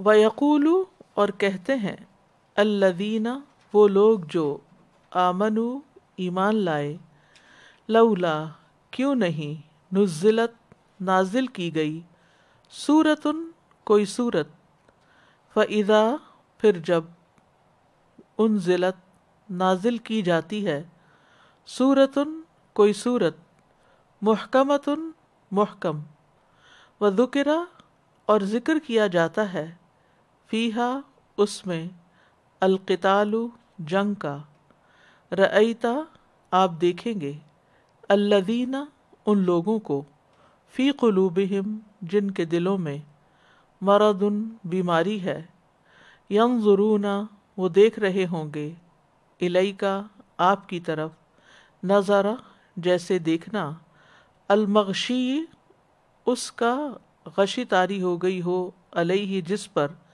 من الموت، موت کی وجہ سے، فاولی لہم، تو تباہی یا ہلاکت ہے ان کے لیے، طاعۃ، اطاعت کرنا، وقول، اور بات کہنا، معروف، بھلی، بہتر ہے. فاذا، پھر جب، عزم، پختہ ہو جائے، الامر، حکم، یعنی جنگ کا، فلو، پھر اگر، صدقو، وہ سچے رہیں، اللہ، اللہ سے، لکانا، البتہ ہوگا، خیرن، بہتر، لہم، ان کے لیے. فہل، تو کیا، عصیتم، امید ہے تم سے، ان، کہ اگر، تولیتم، حاکم بن جاؤ تم، ان، یہ کہ، تفسدو، تم فساد کرو، فی الارض، زمین میں، وتقطعوا، اور تم کاٹو، ارحامکم، اپنے رشتوں کو. اولئک، یہی وہ لوگ ہیں، الذین، جو، لعنہم اللہ، لعنت کی ان پر اللہ نے، فاصمہم، پھر اس نے بہرا کر دیا انہیں، واعمی، اور اس نے اندھا کر دیا، ابصارہم، ان کی آنکھوں کو. افلا، کیا بھلا نہیں، یتدبرون القرآن، وہ غور و فکر کرتے قرآن میں، ام، یا، علی قلوب، دلوں پر، اقفالہا، ان کے تالے ہیں. ان، بے شک، الذین، وہ لوگ جو، ارتدو، پھر گئے، علی ادبارہم، اپنی پشتوں پر، من بعد، بعد اس کے، ما، جو، تبین، واضح ہو گئی، لہم، ان کے لیے، الہدی، ہدایت، الشیطان، شیطان نے، سولا، آراستہ کر دیا، لہم، ان کے لیے، واملا، اور اللہ نے ڈھیل دی، لہم، انہیں. ذالک، یہ، بانہم، بوجہ اس کے کہ وہ، قالو، وہ کہتے ہیں، للذین، ان کو جنہوں نے، کرہو، ناپسند کیا، ما، اس چیز کو جو، نزل، نازل کی، اللہ، اللہ نے، سنطیعکم، ان قریب ہم اطاعت کریں گے تمہاری، فی بعض الامر، بعض کاموں میں، واللہ، اور اللہ، یعلم، وہ جانتا ہے، اسرارہم، راز ان کے، فکیف، تو کیا ہوگا، اذا، جب، توفتہم، فوت کریں گے انہیں، الملائکۃ، فرشتے،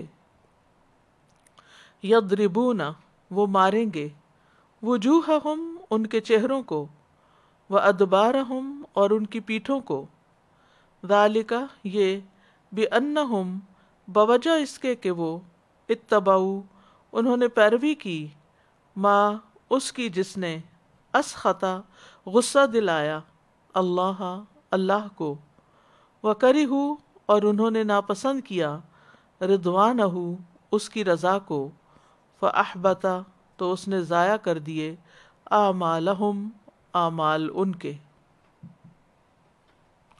اب تلاوت سنیے اور مائنڈ میپس کو دیکھیے۔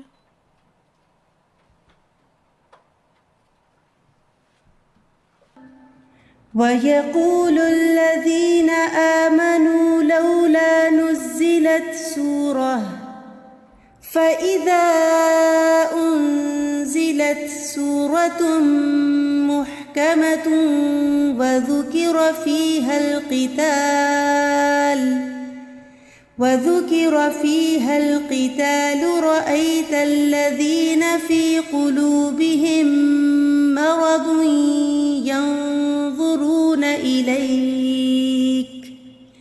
ينظرون إليك نظر المغشي عليه من الموت فأولى لهم طاعة وقول معروف فإذا عزم الأمر فلو صدقوا الله لكان خيرا لهم فهل عسيتم إن توليتم أن تفسدوا في الأرض وتقطعوا أرحامكم أولئك الذين لعنهم الله فأصمهم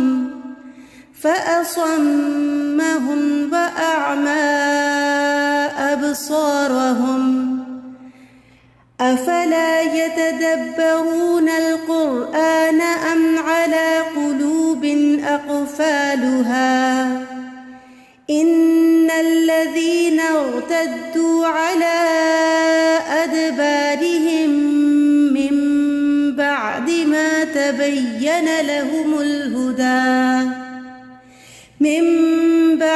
ما تبين لهم الهدى الشيطان سول لهم وأملى لهم ذلك بأنهم قالوا للذين كرهوا ما نزل الله سنطيعكم في بعض الأمر والله يعلم إسرارهم فكيف إذا توفتهم الملائكة يضربون وجوههم وأدبارهم ذلك بأنهم اتبعوا ما أسخط الله وكرهوا رضوانه فأحبط أعمالهم۔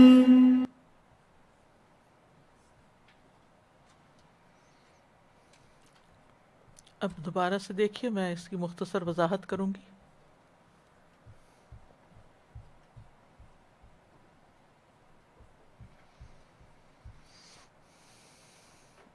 وَيَقُولُ الَّذِينَ آمَنُوا اور کہتے ہیں وہ لوگ جو ایمان لائے، لولا نزلت سورۃ کوئی سورت کیوں نہیں اتاری گئی؟ سورتیں تو اتر رہی تھیں، لیکن مراد یہ کہ ایسی صورت جس میں قتال کا ذکر ہو، کیونکہ اس سے پہلے قتال جو تھا وہ فرض عین نہیں تھا۔ نبی صلی اللہ علیہ وسلم بعض غزوات اور پر تشریف بھی لے گئے تھے اور بعض سرایا بھی آپ نے بھیجے تھے، پھر اس کے بعد غزوہ بدر ہوئی، تو اس کے بعد یہ صورت نازل ہوئی۔ تو ان کا کہنا یہ تھا کہ اگر ہم پر فرض ہو جائے قتال پھر تو ہم لازماً نکلیں، ورنہ اگر آپ اپنی مرضی سے بھیج رہے ہیں کسی کو یا خود بھی جا رہے ہیں ساتھ تو پھر شاید یہ آپشنل ہے۔ فَإِذَا أُنزِلَتْ سُورَةٌ پھر جب کوئی صورت نازل کر دی جاتی ہے، محکمۃ محکم یعنی جس میں حکم آ جاتا ہے، وذکر فیہ القتال، اور اس میں قتال کا یا جنگ کا ذکر کیا جاتا ہے، تو پھر ان کا ریاکشن کیا ہوتا ہے؟ رأیت الذین فی قلوبہم مرض، آپ دیکھیں گے ان لوگوں کو جن کے دلوں میں بیماری ہے. بیماری کس چیز کی؟ ایمان کی کمزوری کی یا نفاق کی. آگے مزید تفصیلی وضاحت ہوگی تو، ورنہ یہاں پر عموماً قرآن میں جو دلوں کی بیماری کا ذکر کیا گیا وہ شک ہے، ریب ہے، اور نفاق ہے، ایمان کی کمزوری ہے. ینظرون الیک، تو وہ آپ کو دیکھنے لگتے ہیں، نظر المغشی علیہ من الموت، جیسے وہ شخص دیکھتا ہے جس پر موت کی غشی طاری ہو گئی ہو، جس کی آنکھیں پھر گئی ہوں، انہیں آنکھیں بھی نہیں ملاتے اور ایسے لگتا موت پڑ گئی ہے ان پر جنگ کا حکم آتے ہی. فَأَوْلَى لَهُمْ، تباہی ہے ان کے لیے کہ جو اللہ کا ذکر سن کے، اللہ کا حکم سن کے مرنے لگیں، اس قدر پریشان ہو جائیں. اور ایک معنی یہ بھی کیا گیا فَأَوْلَى لَهُمْ طَاعَةٌ وَقَوْلٌ مَعْرُوفٌ، ان کے لائق یہی تھا کہ وہ اطاعت کرتے اور بھلی بات کہتے منہ سے، بجائے اس کے کہ ناراض ہوتے اور پریشان ہوتے، کہتے سمعنا وَأَطَعْنَا. فَإِذَا عَزَمَ الْأَمْرُ، پھر جب جنگ کا حکم پختہ ہو جائے، یعنی جنگ کا نکارہ بج جائے، دعوت دے دی جائے، بلا لیا جائے، فَلَوْ صَدَقُوا اللَّهَ، پھر اگر وہ اللہ سے سچے رہیں یعنی نکل پڑے، لَكَانَ خَيْرًا لَهُمْ، تو یہ ان کے حق میں بہتر ہے. فَهَلْ عَصَيْتُمْ، تو اب یہ ان کو ایک کردار یا ان کے حالات بتا دیے گئے کہ جو کمزور مسلمانوں کے تھے یا منافقین کے تھے، کہ جس سوسائٹی کے اندر ایسے لوگ ہوں. اور اس میں بھی آپ دیکھیے جنگ احد میں عبداللہ بن ابی کتنے لوگ لے کے الگ ہوا تھا؟ 300 کے قریب، اور لشکر کی تعداد 1000 تھی، تقریباً 1/3. جس معاشرے کے اندر 1/3 لوگ اس قسم کے ہوں کہ جو عین وقت پر ساتھ چھوڑ جائیں، بظاہر وہ مسلمان ہی تھے، بظاہر ایمان کا ہی دعویٰ کر رہے تھے، اور عین کام کے وقت چلے گئے. تو ایسی صورت میں فَهَلْ عَصَيْتُمْ، تو کیا امید ہے تم سے، ان تولیتم، اگر تم حاکم بن جاؤ، یعنی اگر تمہیں دنیا کی حکومت دے دی جائے، ترقی دے دی جائے، کامیابیاں دے دی جائیں، تو پھر تم کس قسم کے کام کرو گے؟ تفسدوا فی الارض، تم زمین میں فساد کرو گے. کیونکہ جب تک لوگوں کی صحیح تربیت نہیں ہوتی، تو پراپر تربیت کے بغیر اگر ان کو کوئی کام دے دیا جاتا ہے، کیونکہ بعض اوقات شوق تو بہت ہوتا ہے انسان کو، میں بھی دین کا کوئی کام کروں، خدمت کروں. اب اس طرح جو لوگ علم میں پختہ نہیں ہوتے، جب وہ درس دینے بیٹھ جاتے ہیں تو بعض اوقات ایسے مسئلے اور ایسی باتیں کر جاتے ہیں کہ لوگ دین سے اور اوفینڈ ہو جاتے ہیں اور بھاگ جاتے ہیں. تو ان تولیتم ان تفسدوا فی الارض وتقطعوا ارحامکم، اور تم اپنے رشتوں کو کاٹو. یعنی ان لوگوں کے انصار کے بھی رشتہ دار تھے اور مہاجرین کے بھی رشتہ دار تھے، اور مختلف قبائل میں ان کے حلیف بھی تھے. یعنی ایسی صورت میں اگر تمہیں کوئی اختیارات دے دیے جائیں، اقتدار دے دیا جائے، تو تم پھر کسی کی بھی پرواہ نہیں کرو گے. کیونکہ جب انسان بغیر سوچے سمجھے اپنے اختیارات کا استعمال کرتا ہے تو پھر نتیجہ کیا نکلتا ہے؟ اولئک الذین لعنہم اللہ، یہی وہ لوگ ہیں جن پر اللہ نے لعنت کی. فاصمہم واعمی ابصارہم، تو اللہ نے ان کو بہرا کر دیا اور انہیں اندھا کر دیا، ان کی آنکھوں کو اندھا کر دیا. یعنی حصی طور پر نہیں بلکہ مانوی طور پر، کہ ان کو حق نظر نہیں آتا. اس کا علاج کیا ہے؟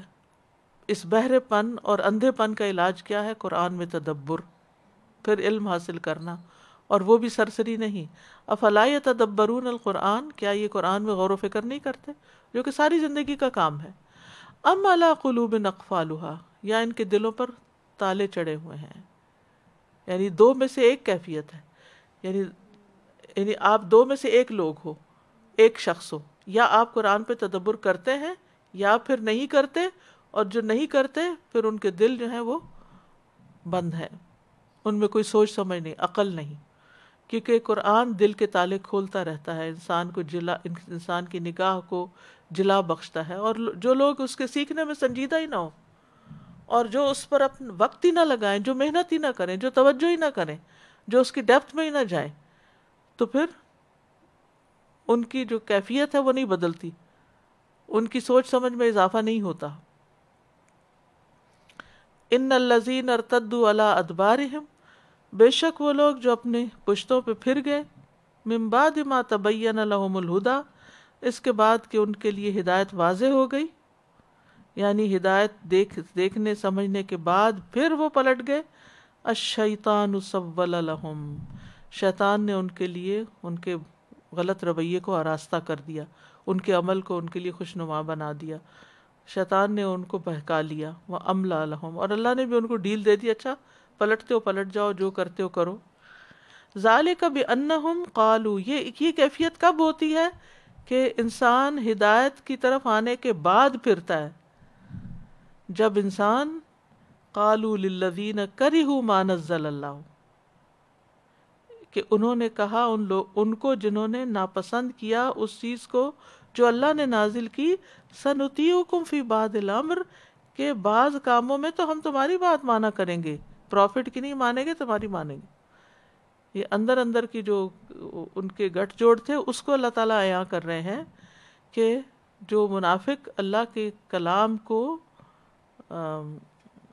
یعنی اللہ کے کلام کو ناپسند کرتے تھے، جو کوئی صورت نازل، جن کا اوپر ذکر کیا گیا کہ جب کوئی صورت نازل ہوتی ہے تو ان کے اوپر غشی پڑ جاتی ہے، تو ان کے ساتھ گٹھ جوڑ کرتے ہیں اور دوستی کرتے ہیں، اور ان کے پاس جا کے کہتے ہیں کہ نہیں، کیونکہ بعض اوقات ایسا ہوتا ہے نا کہ کوئی آپ کو دین میں آنے کا تانا دیتا ہے تو آپ کہتے ہیں نہیں میں بس ایک کلاس کی حد تک لیتی ہوں، میں ساری باتیں نہیں ان کی مانتی، میں بس وہ تو نہیں لیتی ہوں جو میری، یعنی ٹو مچ نہیں ہم اس میں، بس ٹھیک ہے جتنا ہونا چاہیے اتنا ہی کرتے ہیں.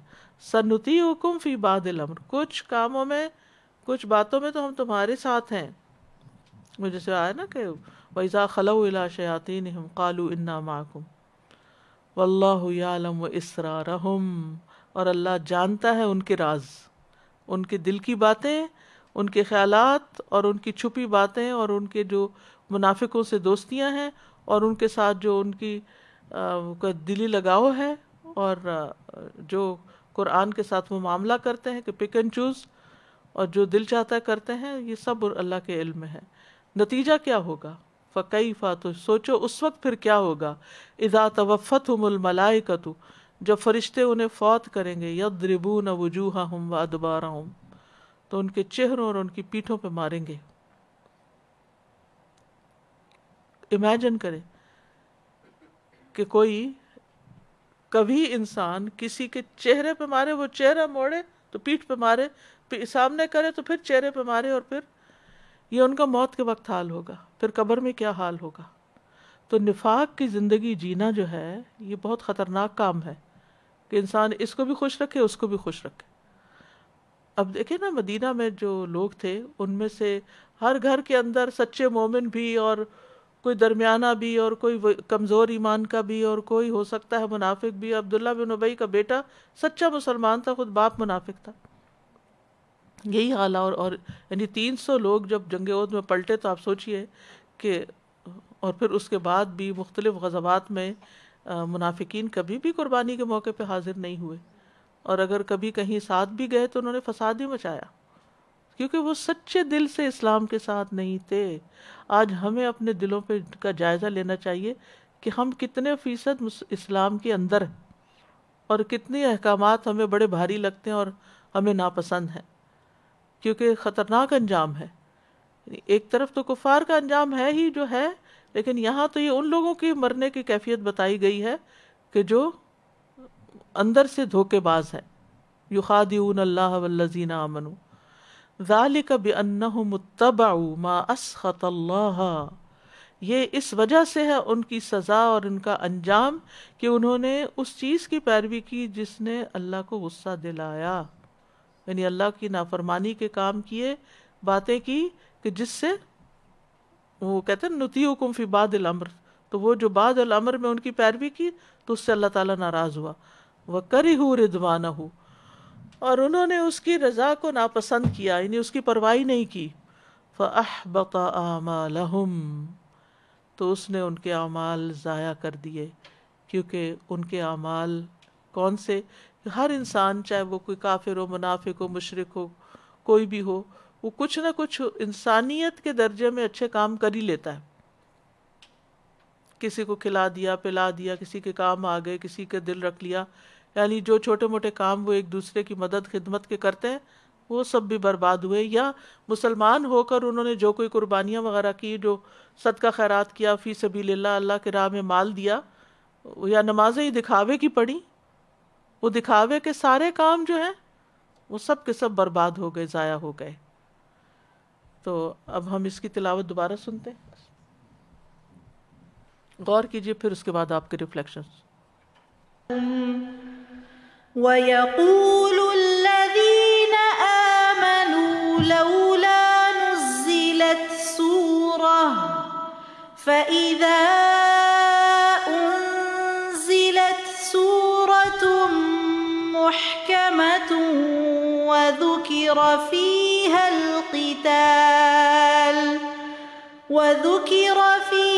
الْقِتَالُ رَأَيْتَ الَّذِينَ فِي قُلُوبِهِم مَّرَضٌ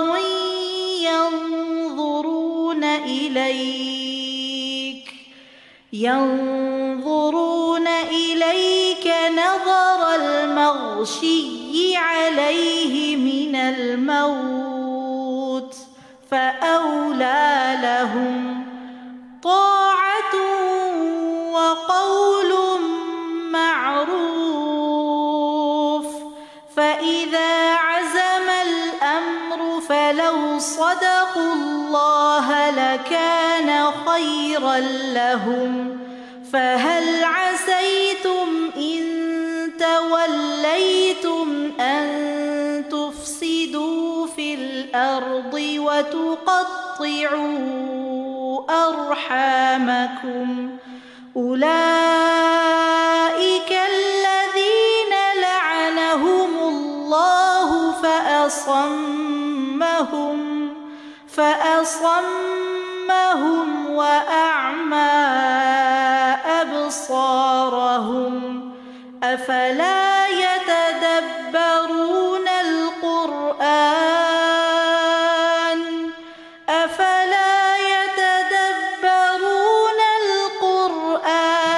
أم على قلوب أقفالها إن الذين ارتدوا على أدبارهم من بعد ما تبين لهم الهدى الشيطان سول لهم وأملى لهم ذلك بأنهم قالوا للذين كرهوا ما نزل الله سنطيعكم في بعض الأمر والله يعلم إسرارهم فكيف إذا توفتهم الملائكة يضربون وجوههم وأدبارهم ذلك بأنهم اتبعوا ما أسخط الله وكرهوا رضوانه فأحبط أعمالهم.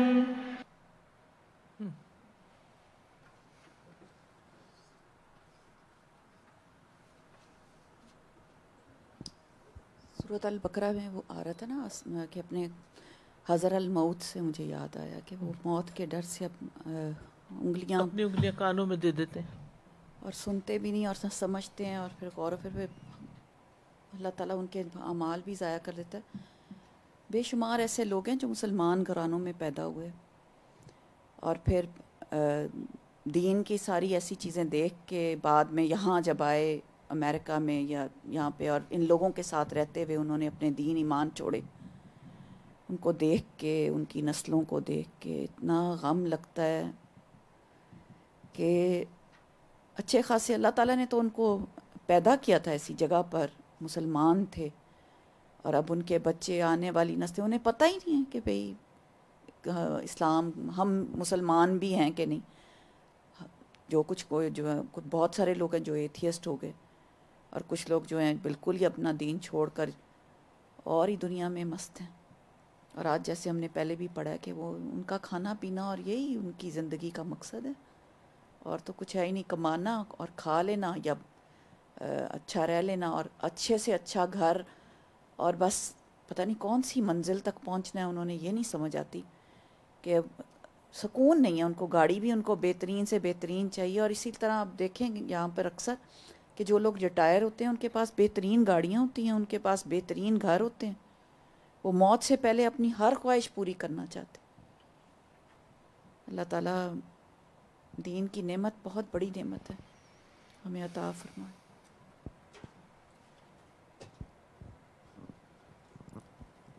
یہاں آنے کی تو الگ بات ہے، ہم بیک ہوم بھی دیکھتے ہیں تو یہی سارا سلسلہ وہاں پر بھی چل رہا ہے. ابھی ایکچولی یہ جو آیت تھی کہ جو لوگ دین واضح ہونے کے بعد پلٹ جاتے ہیں، یہ اتنی سکیری ہے کہ مطلب ہمیں تو اپنے نفسوں کا بھی پتہ نہیں ہے کہ ہم کس وقت پلٹ جائیں. تو اللہ کی مدد ہی ہے جو ہمیں ثابت قدم رکھ سکتی ہے. اپنے نفس، شیطان، اور پھر وہ لوگ جو شیطان بن کے ہمارے ارد گرد ہوتے ہیں. میں ابھی کسی کا انٹرویو سن رہی تھی، کوئی یہ پچھلے سالوں میں بہت سارے جو گانے والے ہیں یہ اس طرف پلٹے تھے. تو ایسے ہی ایک اور صاحب کا میں نیٹ پہ میں دیکھ رہی تھی تو ان کا بھی یہ تھا، اور ان کا کوئی 48 منٹس کا وہ تھا کہ میں کیسے پلٹا. اس میں 2 چیزیں مجھے مطلب وہ میں نے نوٹس کی کہ ایک تو یہ کہ میرا پیشن صرف یہ تھا، پوری زندگی میں نے صرف میوزک کا ہی سوچا تھا. اور پھر انہوں نے بڑی حدیثیں کوٹ کی اور میوزک حرام ہے اور یہ ہے اور وہ ہے اور وہ سارا کچھ انہوں نے کہا. اور ساتھ انہوں نے ایک چیز اور کہی کہ اور لوگ جو میوزک کی طرف سے ٹھیک ہوئے ہیں ان کو کوئی نہ کوئی گروپ یا کوئی نہ کوئی شخص پلٹا کے لے کے آئے، لیکن یہ اللہ نے میرے دل میں خود ڈالا. اینی ویز میں جب وہ انٹرویو دیکھ رہی تھی تو مجھے یہ ہوا کہ آئی ایم شیور کہ میں نے ان صاحب کو، یہ 2012 کا انٹرویو تھا، کہ اس کے بعد میں نے ان کو گاتے دیکھا ہے. تو میں نے ذرا سا سرچ کیا تو ایک اور انٹرویو مل گیا تھوڑے دن بعد کا کہ وہ واپس آ گئے تھے گانے کے اوپر. اور انہوں نے اس وقت جو بات بتائی وہ یہ کہ ان کے ساتھ جو ان کے استاد تھے یا کوئی، انہوں نے کہا تم نے گانا تو چھوڑ دیا ہے لیکن وہ پیس کانفرنس ہو رہی ہے بہت بڑی، وہاں پر تم گا لو. مطلب تھا تو وہ اسلامی جو بھی تھا، نعت تھی یا جو کچھ بھی تھا.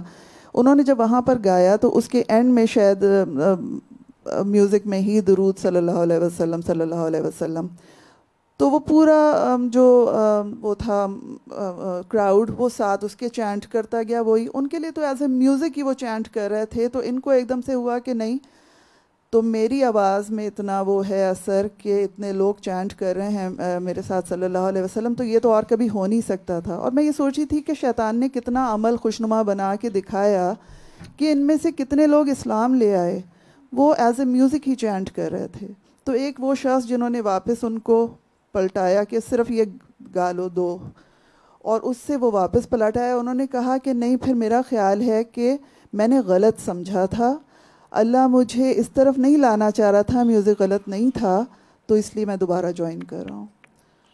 مطلب سکیری چیز ہے کہ ہمیں اپنے نفسوں کا نہیں پتہ کہ کس وقت ہمیں کیا چیز سمجھ میں آ جائے، اور ہم اللہ میں شیطان سبل لکم.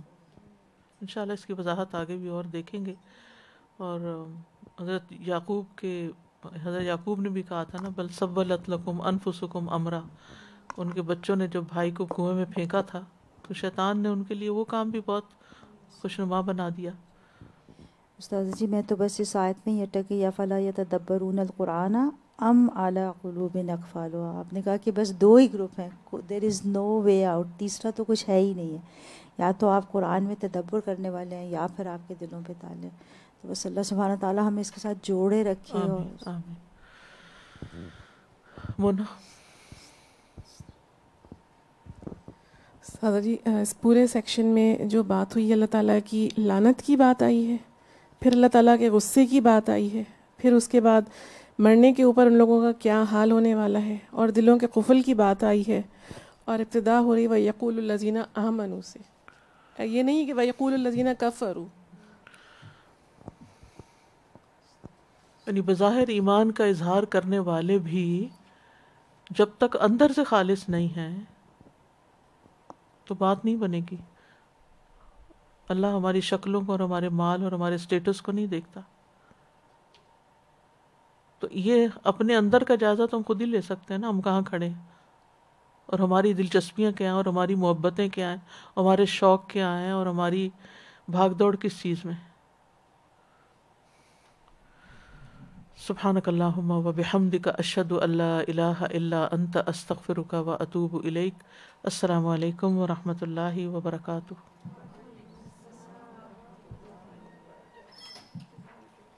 اللہ اکبر اللہ اکبر اللہ اکبر لا الہ الا اللہ اللہ اکبر اللہ اکبر وللہ الحمد اللہ اکبر اللہ اکبر اللہ اکبر لا الہ الا اللہ اللہ اکبر اللہ اکبر وللہ الحمد